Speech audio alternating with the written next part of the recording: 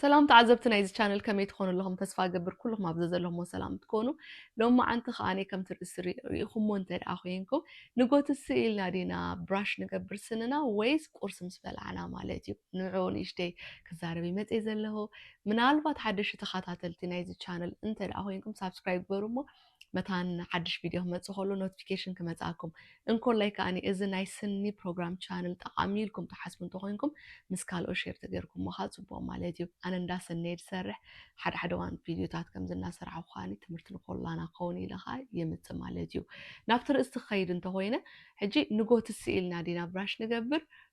ويس قرصنا مسقرسنا نزبل نجر مالت عندي حجي بتانا مشت نرايا مشت فلاس كنقبرينا سننا براش كنقبرينا دحريو ندقس مالتي حجي نشد شو ساعات خون نحمش ساعات خون وين شو من ساعات خون أبتن إحنا ندقسو ساعات مالتي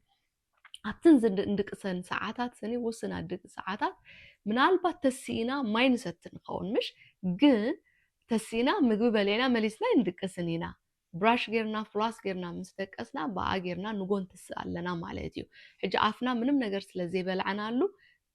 درق ኮይኑሎ ከምዚ ነቂፁሎ ማለት እዩ ነቂፁ ስለ ዝኾነ ሽታ ክገብር እዩ ሽታ ማለት ከዓ ጨና ሕማቅ ክገብር ኾን ማለት እዩ እምበር ምግቢ ስለ ዘይተበልዐ ነገር ምንም ነገር ባክቴሪያም ኣይከብልኒ ዕድል ኣይሃብናዮም ዘለና ማለት እዩ ስለዚ ንጎም ምስተሰኣና ብተኻለና መጠን ሱሽ ንግበሮ ሱሽ ማለት ንጎፅጎፆ ብማይ ማለት ብፅሩይ ማይ ጌርና ናይቲ ሽታ መታን ክኸደልና ማለት እዩ ብራሽ ኣይኮንኩን ሕጂ ዝብል ዘለኹ ብፅሩይ ማይ ጌርና ነቲ ሽታ መታን ተዳ ንፀልኦ ኮይና ማይ እንተዳ ጎፅጉፅናዮ ፅቡቅ ወይ ከዓ ማይ ንሰቲ ማለት እዩ ማይ ክንሰቲ ከለና ንኩሉ ነገር ስለ ዝሓፅቦ ሽታም ክኸደልና እዩ ማለት እዩ ድሕሪኡ ሽዑ እቲ ድብላዕ ቁርሲ በሊዕና ንስተ ሰቲና ንእሽተይ ቁርብ ፀኒሕ ኢልና ሽዑ እቲ ብራሽ ብስነ ስርዓት ስፔስ ጌርና ብራሽን ፍሎስን ጌርና ከዓ ናብቲ ንኸዶ ቦታት ንኸይድ ማለት እዩ እታ ከኡ መበለይቲ ምክንያት ከዓ ምሸት ክንድቅስ ኮል ምስ ደቀስና ከም ተዓንቱ ይዝበልኩኹም ምንም ነገር ኣይበላዕናን ምናልባት ኣብ መንጎስ ናይ ሰዓት 3 ዲ ወይ 4 ለይቲ ወይ ሰዓት 2 ለይቲ ተሲና ማይ ንሰቲ ንኾን ማይ ካብ ፅሩይ ማይ ምንም ዘምፆ ነገር የለን ስለዚ ተኣፍና ፅሩይ ኮሎ ዘሎ ማለት እዩ እቲ ሽት ነቂፁ ስለ ዝሓድር ግን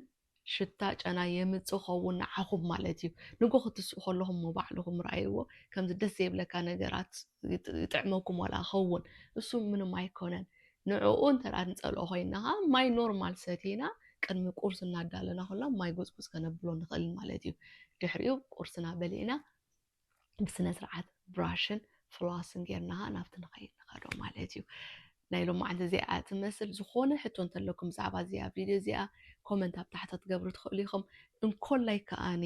ዝኾነ ካልእ ቪድዮ ክሰርሓልኩም ተደሊኹም ኮመንት ፃፉ ትኽእሉ ኢኹም ማለት እዩ ሳብስክራይብ ግበሩ መተን ሓድሽ ቪድዮ ክመፅእ ከሎ ኖቲፊኬሽን ክመፅኣኩም ማለት እዩ ይቕኒለይ ኣሕዋተይ